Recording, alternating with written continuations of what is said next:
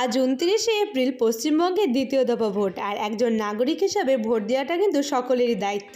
আমিও আজ সকাল সকাল উঠে সকলের জন্য চা বানিয়ে ফেললাম, সবাইকে চা দিয়ে বসে পড়েছিলাম রেডি হতে। আর রেডি হয়ে চলে গিয়েছিলাম মা, ঠাম্মা আর আমি ভোটটা দিতে। আমাদের এখানে কিন্তু খুব ভালোভাবেই ভোট দেওয়া হয়। শুনছি এখানে দাঙ্গা, ওখানে মারামারি। আমাদের এখানে কিন্তু সেরকম কিছুই হয় না। আর আমি কিন্তু এবার সেকেন্ড টাইম এটা ভোট দিচ্ছি। ভোট দিয়ে বাড়ি চলেও এসেছি। আমিও কিন্তু ফুলেই ভোট দিয়েছি, কিন্তু জল ফুলে না স্থল ফুলে সেটা এখনই বলছি না। তারপরে চলে গিয়েছিলাম ছাদে, একটা আম পেড়ে নিয়ে আসলাম। মা বলল একটু ডাল করবে, আর সেখান থেকে কয় পিস নিয়ে আমি একটু খেয়ে নিলাম। যা টক হয়েছে গাছের আমগুলো কি আর বলবো। তারপরে দুপুরে লাঞ্চটা সেরে ফেললাম। আর সন্ধ্যাবেলার দিকে এমন হাওয়ার বিদ্যুৎ চমকানি দিয়ে বৃষ্টি আসলো কি আর বলবো।